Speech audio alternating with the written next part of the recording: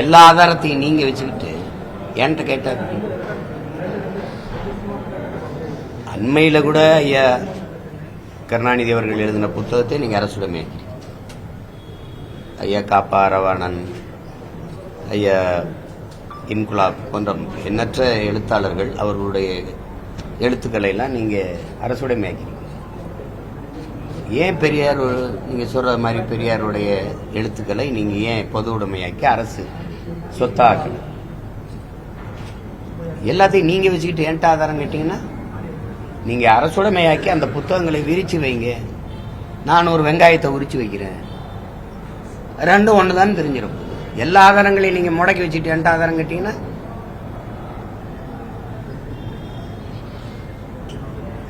எப்படின்னு கேளுங்க.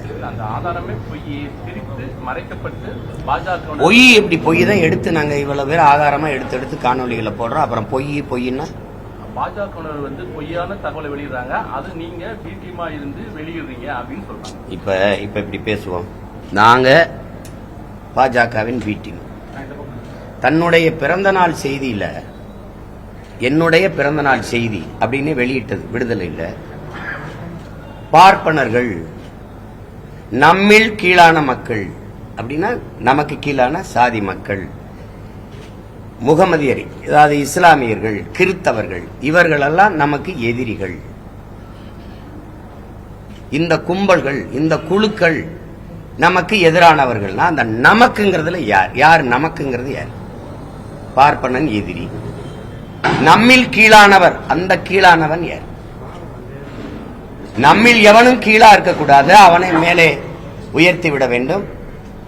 உயர்ந்தவன் தாழ்ந்தவன் இருக்கக்கூடாது. அதானே உங்க கோட்பாடு. சமதர்ம சமூகம், சமத்துவம், அதானே சமூக மாற்றம், அதானே சமூக முன்னேற்றம், சமூக சீர்திருத்தம். நமக்கு கீழே உள்ளவர்கள், கீழானவர்கள், கிறித்தவர், இஸ்லாமியர், இவரெல்லாம் எதிரின்னா அப்ப நம்மிடம் அது எங்க? அந்த எந்த இனம்? எந்த இனம்? நம்மில் கீழானவர்கள், நம்மில் கீழானவர்கள் அப்படின்னா இதைவிட கொடிய தீண்டாமை சிந்தனை ஏதாவது உண்டா? அது யாரு? உங்கள கீழானவ யாரு? யாருன்னு சொல்லுங்க. அதனால அம்பேத்கர் மாதிரி இல்ல, எனக்கு நான் யாருக்கு அடிமை இல்லை, எனக்கு யாரும் அடிமை இல்லை, அந்த கோட்பாடு மாதிரி இல்லையே. நம்மில் கீழானவர், அதை யாரு? இந்த சான்று கேட்கிற, விளக்கம் கேட்கிற பெருமக்கள் இல்லை, இந்த திராவிடம் தான், இந்த பெரியாரிய கோட்பாடு தான், இந்த திமுக தான் எங்களுக்கெல்லாம் பாதுகாப்புன்னு சொல்ற கிறிஸ்தவ இஸ்லாமிய பெருமக்கள், இஸ்லாமியர் கிறிஸ்தவர்கள் எதிரிகள் என்று சொல்றது எப்படி? இஸ்லாமியெல்லாம் படிச்சதுனாலதான் நமக்கு வேலை வாய்ப்பு குறைஞ்சு போச்சுன்னு சொன்னதை எப்படி ஏற்கிறீங்க? எப்படி எதிர்க்கிறீங்க? பார்ப்பனனுக்கு பயந்து நம்ம இஸ்லாமியர்களுக்கு, முகமதியருக்கு அப்படி கூட சொல்ல, துலுக்கர்களுக்கு கொடுத்த இடஒதுக்கீடு சாணியில கால் வைக்கிறதுக்கு பதிலா பயந்துகிட்டு மலத்துல கால் வச்சதுக்கு சமமாயிருச்சுன்னு சொல்லி சொன்னதை நீங்க எப்படி பாக்குறீங்க? இதுக்கெல்லாம் சான்று கேட்கல. தமிழர் அரசு, தமிழ், தமிழர் என்று பேசுவதெல்லாம் பித்தலாட்ட கருங்காலிகள் பேசுனதுக்கு நீங்க சான்று கேட்கல. தமிழர்னு பேசுறதா இன துவேசம், இன எதிரிகள்னா யாருக்கு எதிரி? தமிழர்கள். நாங்கள் தமிழர்கள் பேசுறது எந்த இனத்துக்கு எதிரி? திராவிட இனத்துக்கு எதிரினா யாரு திராவிடன்? யாரு திராவிட? அது எப்படி தமிழர் இல்லாத இங்கேயுமே ஒரு திராவிட இனம் தனியா இருக்கா? தனியா இருக்கா?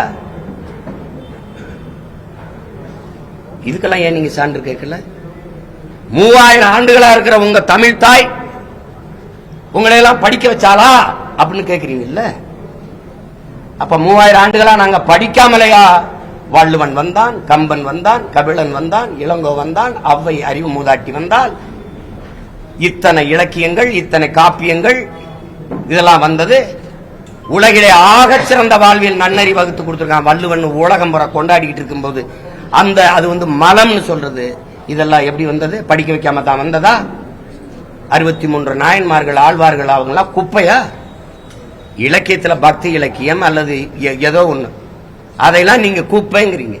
வள்ளுவன் ஒரு முட்டாப்பைய, கம்பன் ஒரு முட்டாப்பைய, அவன் ஒரு எதிரி, இளங்க ஒரு எதிரி, இதெல்லாம் எதிரிங்கிறீங்க. படிக்கவே இல்லைன்றீங்க. நாங்க கல்வி சிறந்த தமிழ்நாடு, புகழ் கம்பன் பிறந்த தமிழ்நாடுங்கிற பாரதி.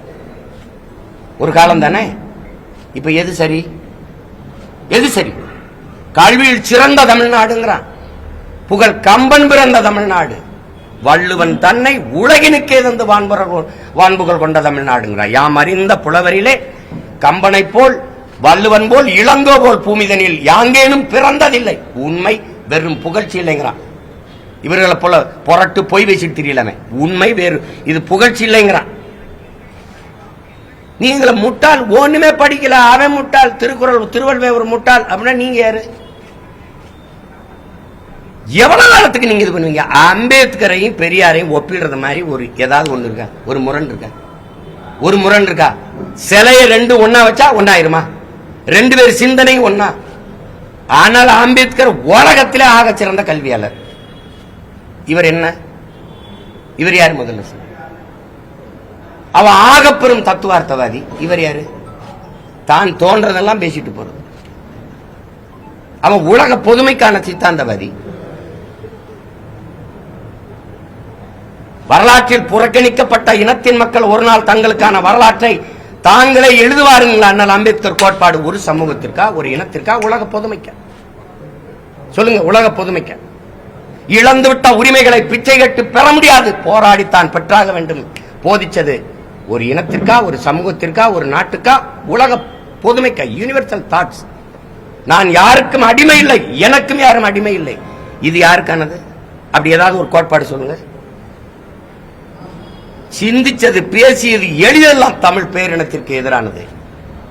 தமிழ் சனிய. தமிழ்ல என்ன இருக்குது?